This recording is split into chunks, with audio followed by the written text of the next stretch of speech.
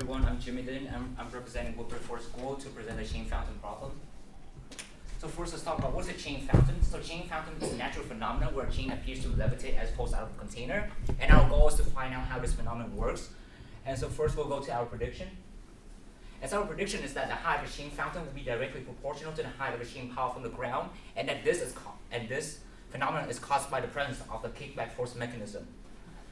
And so first we'll talk about the relationship between the height of a chain fountain and the height of the chain power from the ground. And we'll be using the Biggins and Warner's paper, which is one of the first analysis into this phenomenon. And so as you can see here, this is a simplified diagram of the chain fountain in its equilibrium state, which is when the chain fountain reaches a certain height, and it's staying at that height for a short moment. And here we'll divide it into three different sections, A, B, and C, which I will explain in my later slides. And so first, before going to the equilibrium analysis of the Biggins and Warner's paper, one of the first assumption that we need to verify is that the bead is traveling at constant speed throughout the entire journey of the chain fountain. And in order to verify this, we conduct the following experiment where we mark a bead with a colored tape, and then we record this using a camera and then track it using a tracking device. And from there, we obtain a vertical position versus time graph to see the movement of this bead. And as you can see here, we obtain a linear graph which shows that the bead, when it's moving throughout the chain fountain, is actually traveling at constant speed, and this means that we can now move on to the equilibrium analysis of the chain fountain. So as you can see here, this is a diagram of the chain fountain process, and here we have section A, which is when the bead just starts to move up to close to section C, which is where we have a uniform circular motion there. And so in this section A, we have the different tension forces between the upper beads and the lower bead section, and as well as the gravitational force, and we can quantify all this in this free bar diagram, and then write out a Newton's second law equation for this. And the lambda here is the chain's linear density, because we know that the chain is evenly distributed in mass, so we can change the mg into lambda h2g to represent this section of the chain fountain. And so similarly for section B, which is when the chain is about to reach the ground, we can also use the same idea for Newton's second law to write a Newton's second law's equation here. And then thirdly, we will consider section C, which is when the bead is at the top of the chain fountain. And here, since we have the uniform circular motion, we can draw our own free body diagram here by labeling the different forces as well as the gravitational force. And here, since we're only considering one bead, we would assume this gravitational force to be minimal and cancel that out. And considering this angle as theta, we can use the small angle approximation in our Newton's second law process to end up at Tc equals lambda v squared, which is our third equation. And then another key things in this process is that we also need to talk about the imposed momentum theorem for this section, because as we know, when the chain fountain happens, we have the stationary part of the chain and the moving part of the chain. So the stationary part, so there will be a very small amount of time where this stationary part changes to the moving part, and this change in speed implies a change in momentum. Therefore, we need to consider the imposed momentum that happens here. And as you can see here from our original diagram, Tt is the only force in this section, so that means that Tt should be responsible for this change in momentum. So we would do the imposed momentum theorem to derive a Tt equals to lambda v squared. And similarly for the section B at the end, we know that since Tf is a force are related to all the beads in the chain, and that the ground is the thing that's actually bringing the beads to rest, so we would assume Tf to be 0 here. However, when we start combining those equations together, we start to observe one thing is that H2 is actually equal to 0 meters, which means that this is saying that the height of a chain fountain is 0, and that directly contradicts our observations. Therefore, so from our mathematical equations, we should see that Tt has to be less than lambda v squared for the equations to work out and for H2 to have a value larger than 0. But at the same time, Tt has to be equal to lambda v squared based on our imposed momentum theorem derivation, because otherwise the chain won't be able to obtain that certain speed v and conduct the chain fountain. So we conclude that there should be an additional upward force in segment A to provide the needed momentum for the chain fountain to happen. And so here we'll call this anomalous force R, and then in order to quantify R and use it in our equation, we'll put it to be in proportion to lambda v squared, because R and lambda v squared both have the unit of newtons, and here alpha will be a dimensionless constant that we don't know yet, but we'll figure out later. And similarly for Tf, we can assume that Tf have a certain value to play into our equation instead of assuming 0, and see how it works out. And now we can rewrite our imposed momentum theorem equation and start substituting it in to get those two equations. And the significance of those two equations is that it's saying that for a fixed value of alpha and beta, we should be able to obtain a linear relationship between the height of a chain fountain and the height of the chain power from the ground. And in addition to that, it's also saying that for a fixed height of h1 and a fixed value of alpha and beta, we should also have a constant value of speed, which we have verified earlier. And so now, before talking into how we estimate the force and how we quantify using our experiments, we will talk about what kind of mechanism actually triggered this force to happen within a chain fountain.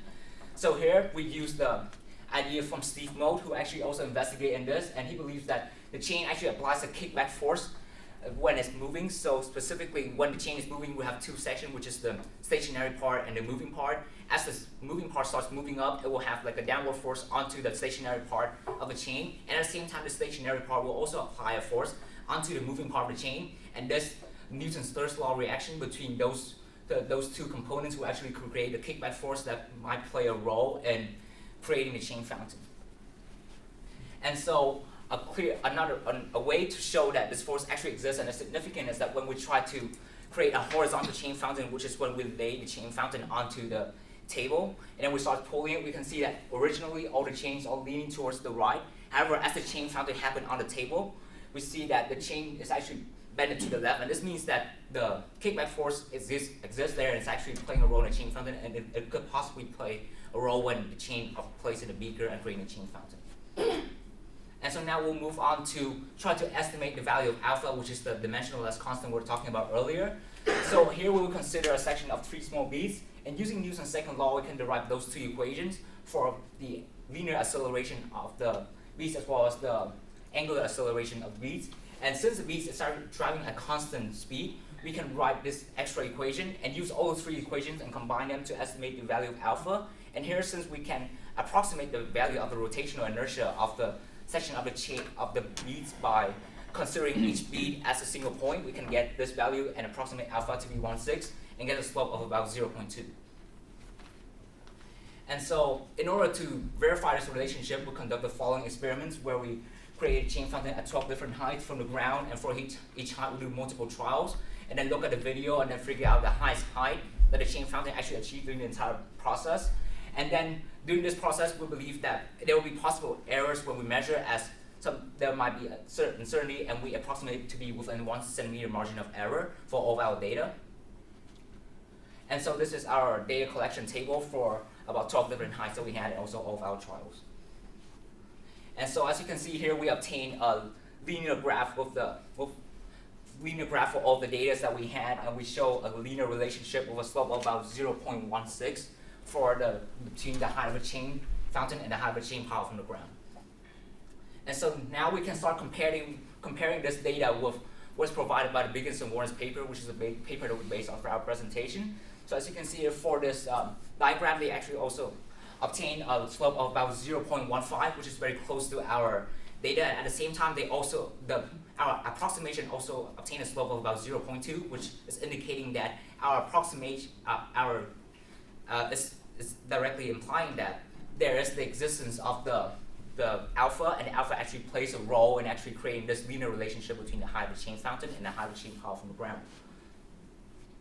And so, however, when we start examining more about this kickback force, another thing we observe is that not all chain actually works and create a chain fountain, because as you can see there, for a link chain, when we try to do a chain fountain here, it doesn't actually create a chain fountain even though we start increasing the height. So then we start to observe this more, and we believe that the kickback force, although the kickback force should exist in all types of chain, because it's just the interaction between the moving part and the stationary parts of the chain. However, this does not work in the link chains, because the link chains can be bent to one another 90 degrees, so the kickback force should be canceled out and should not play a significant role. And also another property of the chain, of the bead chain, that actually plays a role in creating the chain fountain is that since it has a minimum radius to itself, which means that we can bend the beads together and they will create a certain minimum radius, and that minimum radius will then create a rigid body that once the chain fountain happens, the moving part of the chain at the very bottom will have this rigid body that hits onto the stationary part. At the same time, the stationary part will hit back the force, and then so that makes the kickback force becomes more significant, and then it starts to makes the R, as we mentioned earlier, become larger, and then create the chain fountain. And the last observation that we had is when we try to do the same experiments for a larger radius chain, what we obtain is that we obtain a much larger slope, of 0.4 instead of 0.16, or about 0.2 that we estimated earlier. And this, and at first, intuitively, okay. Thank you.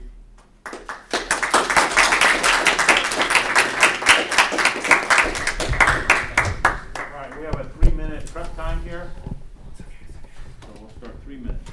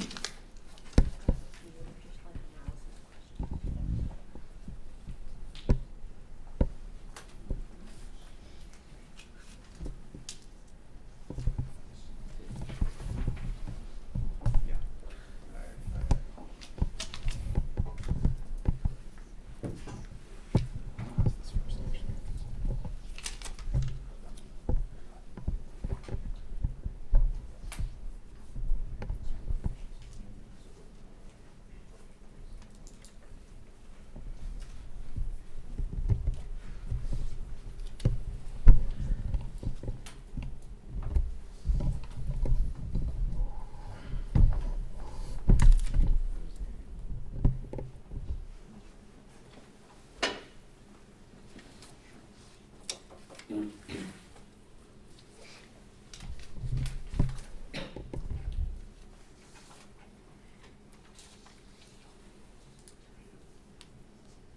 have 1 minute left.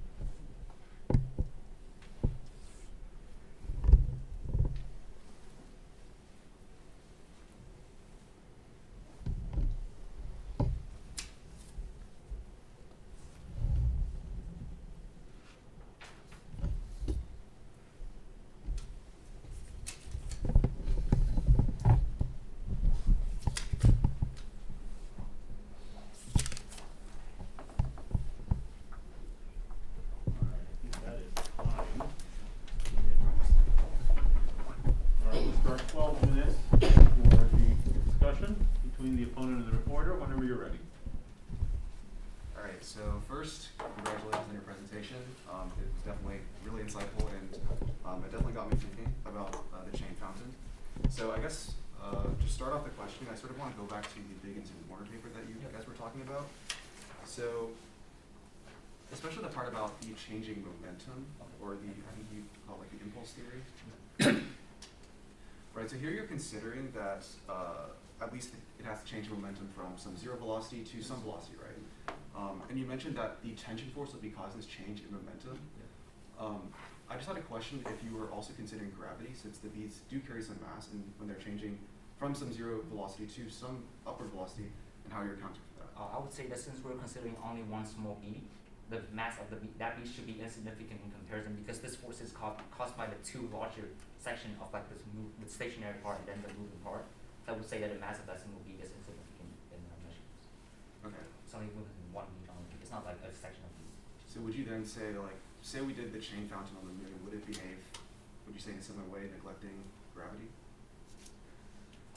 For the moon, I would say we could neglect, because actually on the moon the gravitational acceleration is a lot less than on Earth. But if we actually go to an environment where like the gravitational acceleration is actually more significant, then we might have to adjust that accordingly.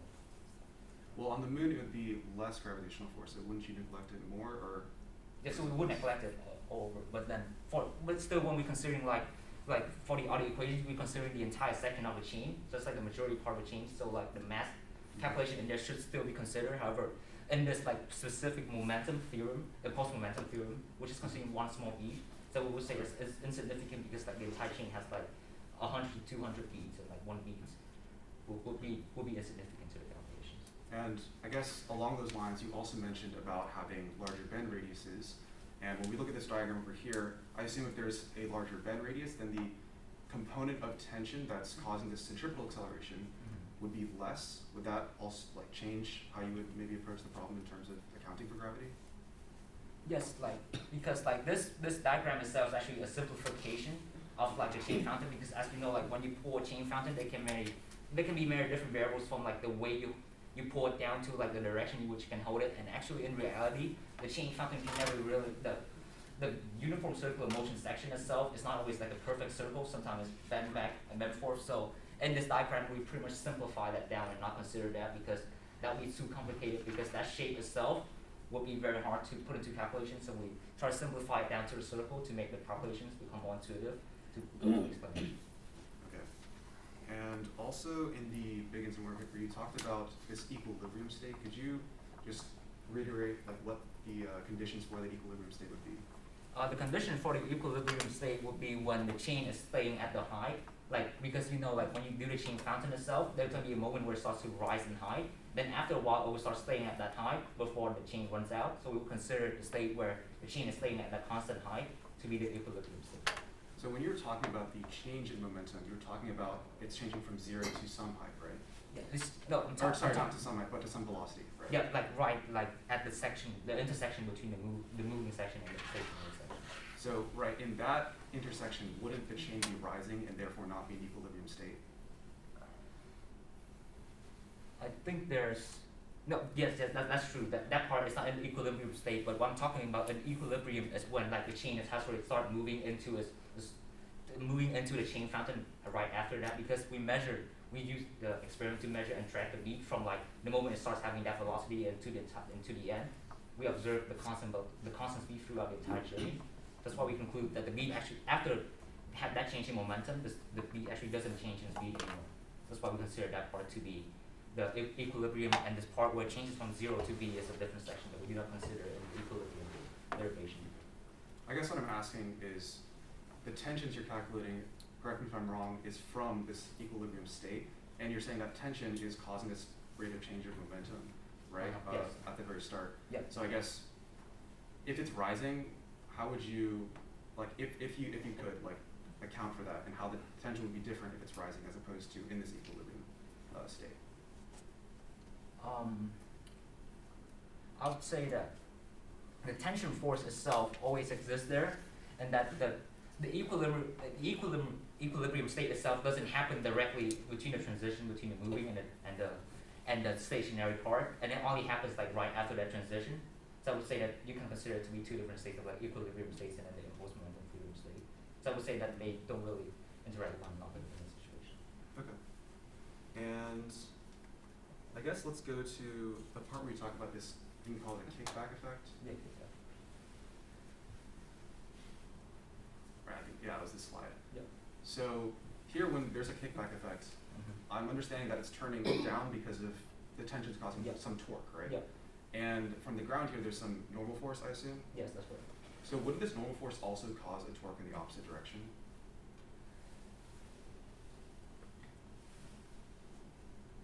Yeah, that's true, but at the same time also cause like the other.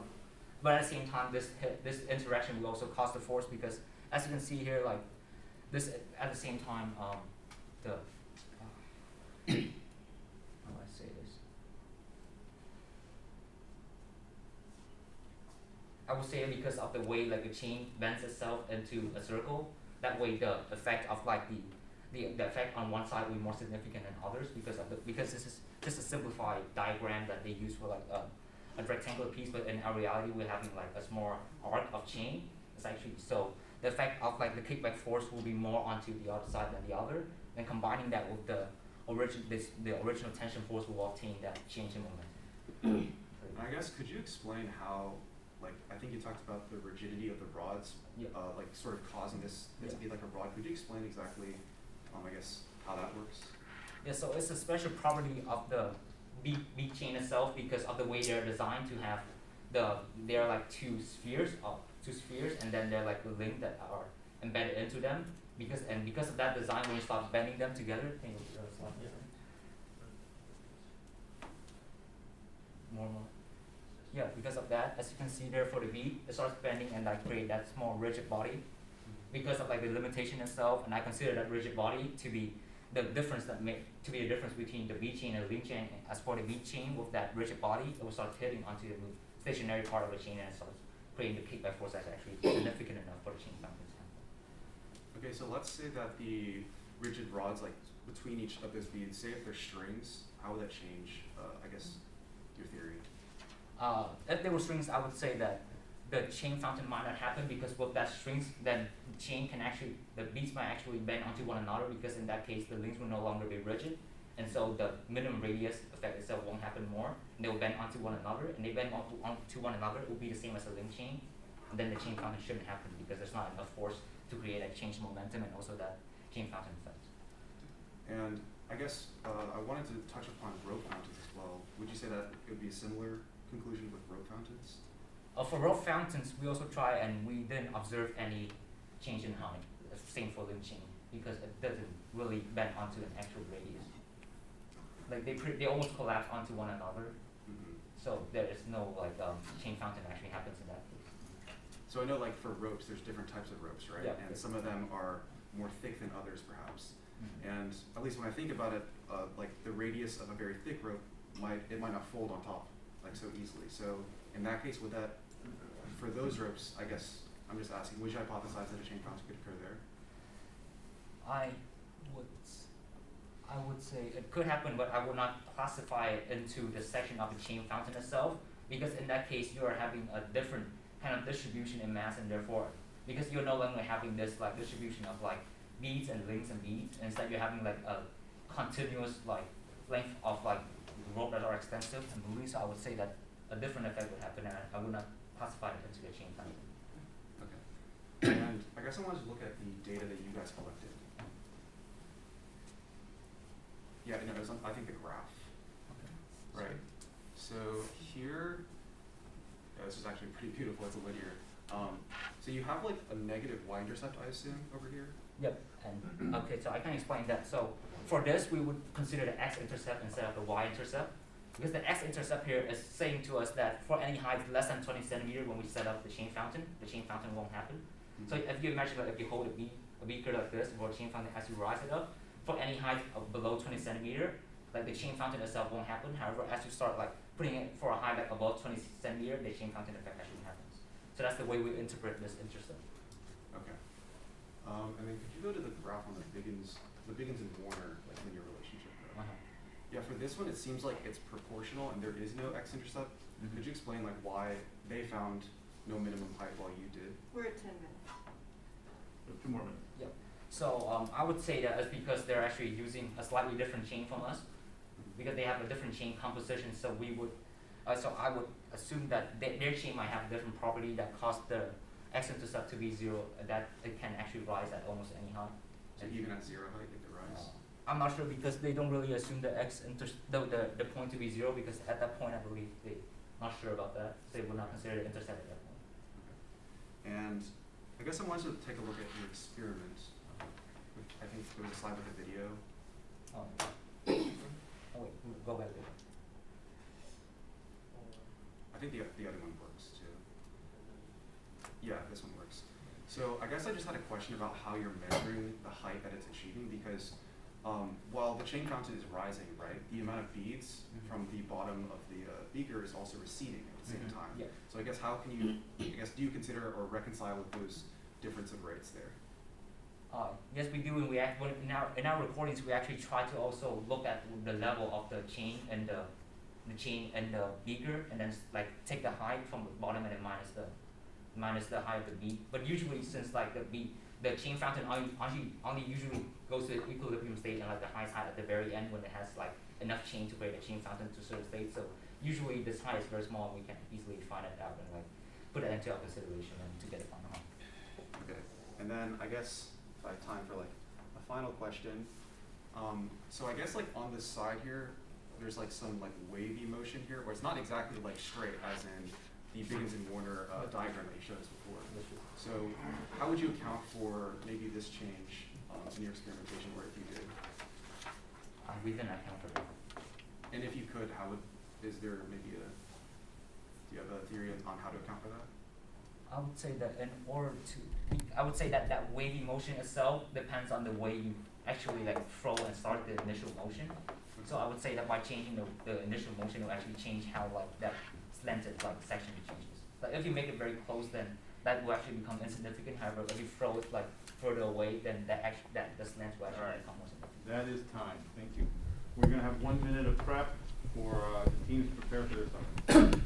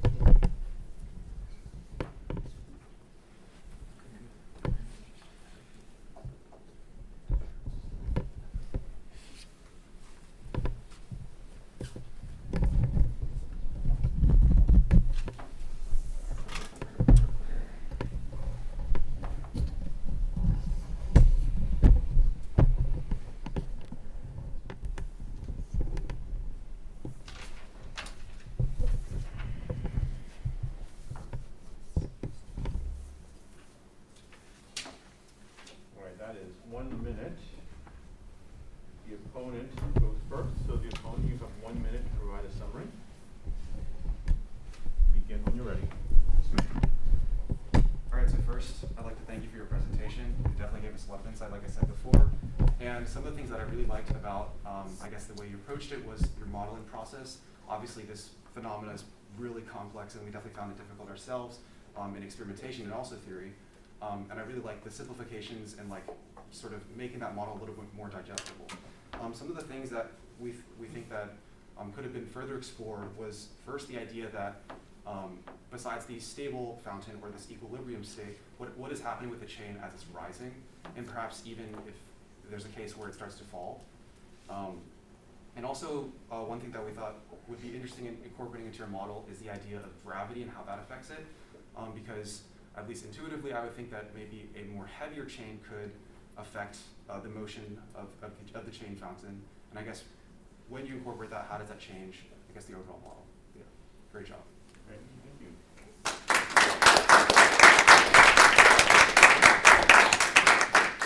All right, now, reporter, you have 1 minute to provide us something. Yep, so for our presentation, I believe that we have done a decent job in covering the basics of a chain fountain and exploring the mechanism behind it. I believe that there's still a lot more to explore in this chain fountain phenomenon, because obviously there'll be many more variations and many more different variables and sections that we were not able to consider, and we believe that there'll be a lot more room to explanation. I would like to also thank the opposition for raising a lot of good questions to like explore and dive deeper into this chain fountain phenomenon.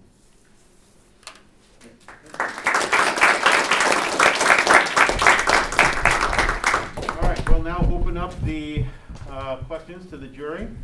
Again, if any juror has a question, let's go ahead and let's try to make sure everyone has a chance to ask a question first before we go around the second time.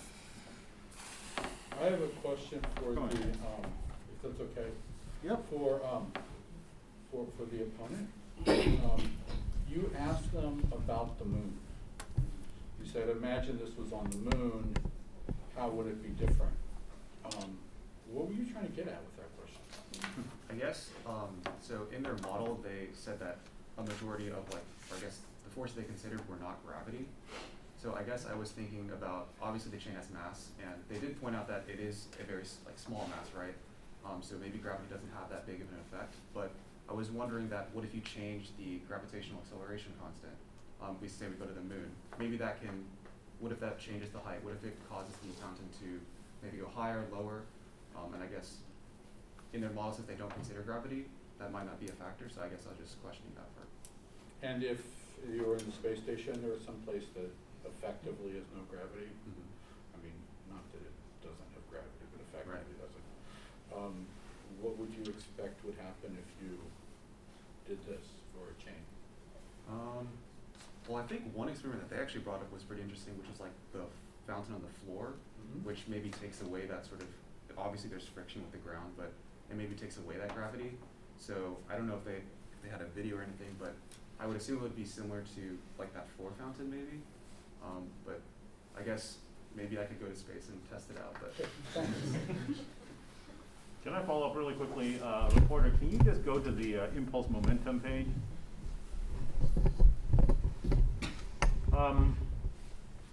My understanding is that the opponent is arguing that you have not accounted for gravity at all in this stage of the motion. Is that correct? Yes, that's true. it's specifically in the left portion. Specifically, Right, which is what this slide refers to, I believe, right?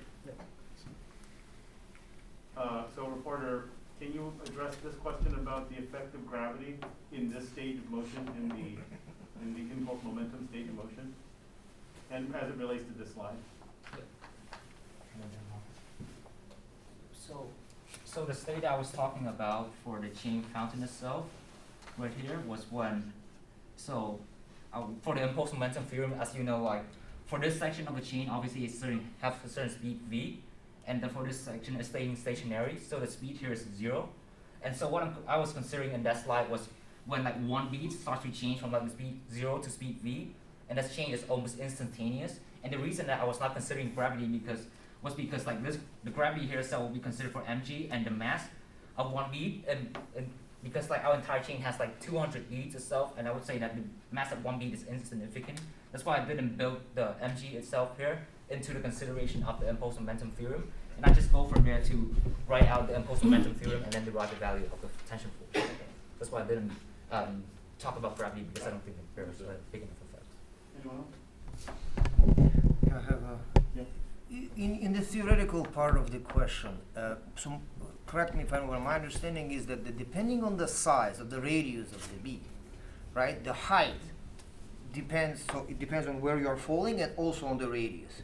In the theoretical part of the solution, I just want to see, do you have this dependency on the radius? We didn't have enough time to explore about the dependency. However, like at the end of the presentation, I was also trying to address like a smaller point, because we also tried the same experiment with a larger bead, and interesting enough, we obtained a much larger value of slope. As mentioned at the very end, is that 0.16 instead of 0.4. And from our team point of view, there are two possibilities that could have happened. So first, we consider, because if you can recall, like in our, can you go back to the estimation of alpha?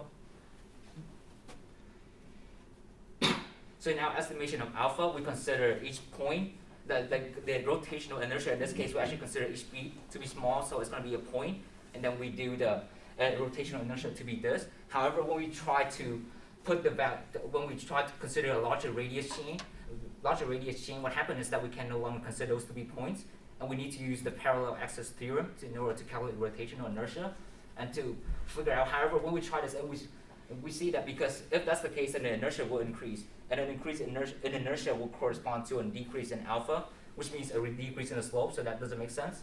So the other thing that we considered was our small angle approximation in section C of the chain fountain itself. And in this section C, as you can see here, for the two different chain fountains,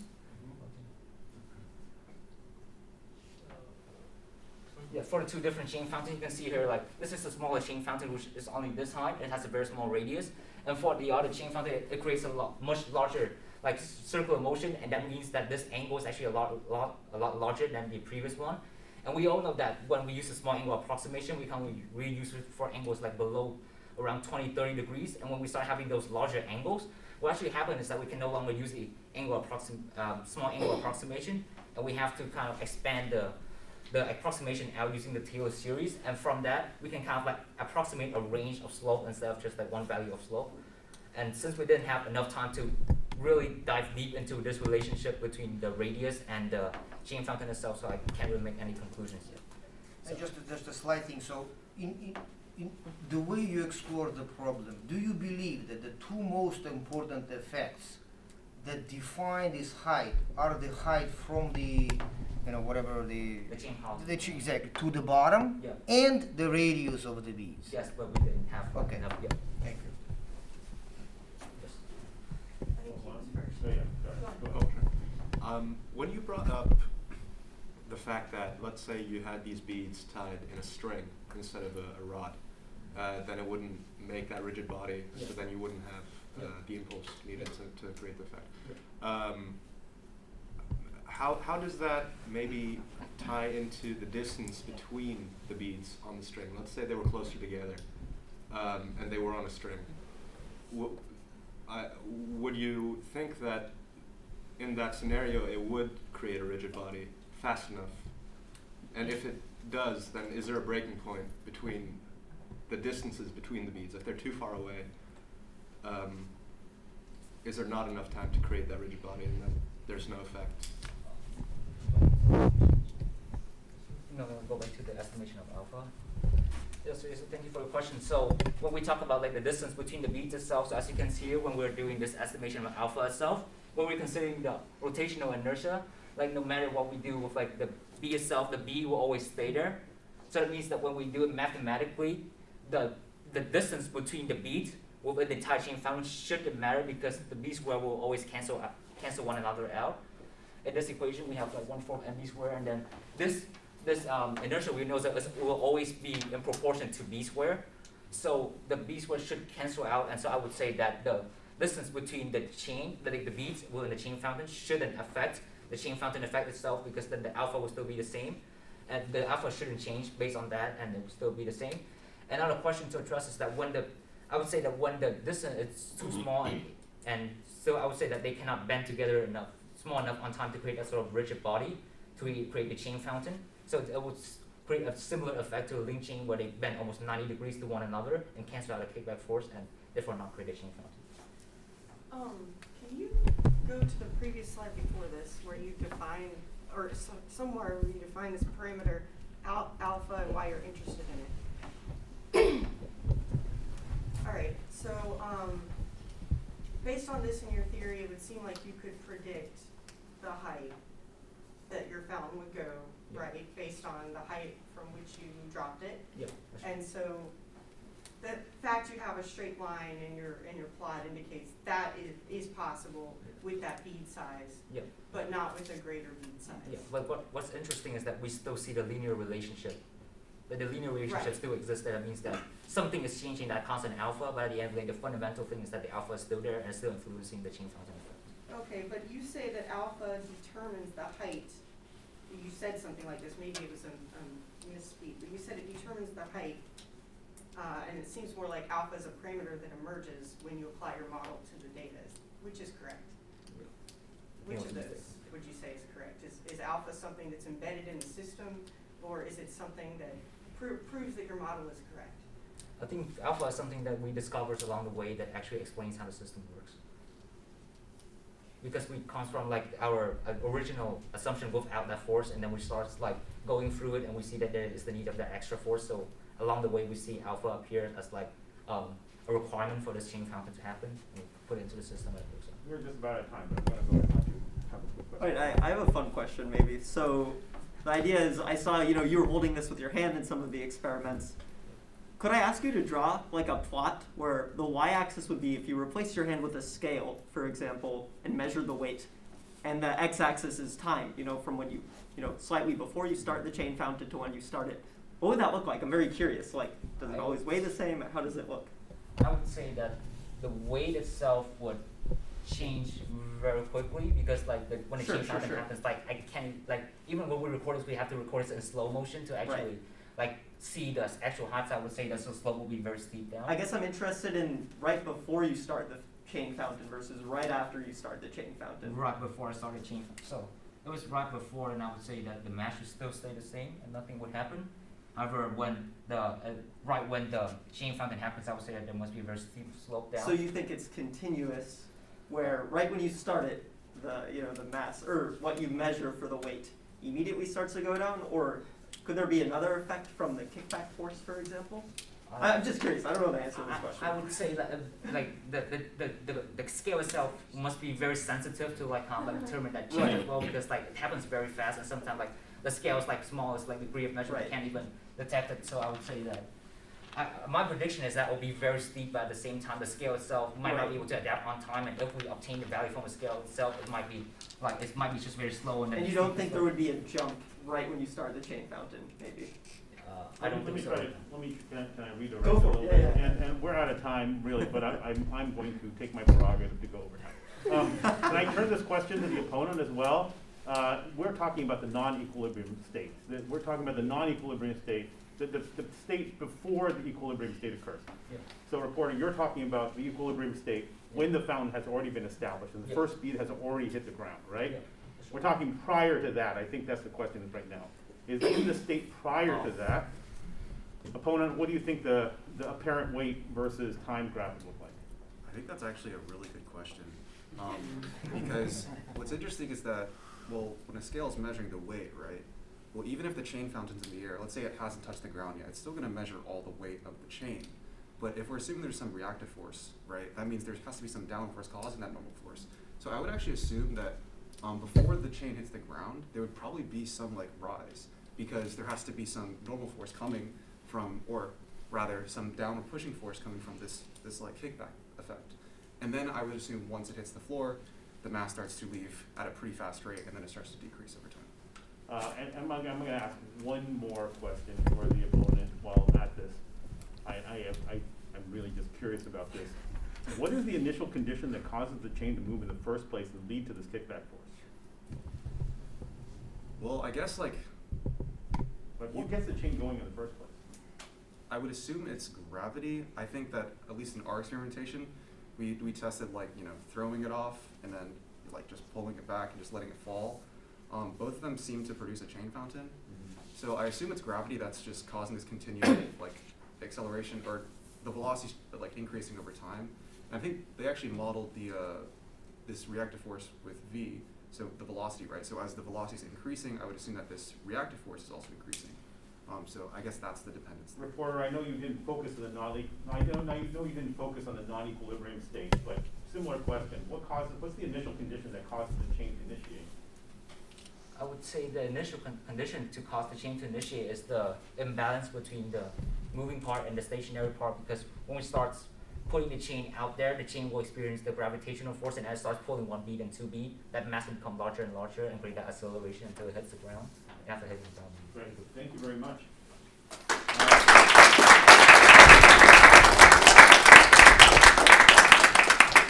I think I used up 2 extra minutes of your time, so I need everyone to leave quickly.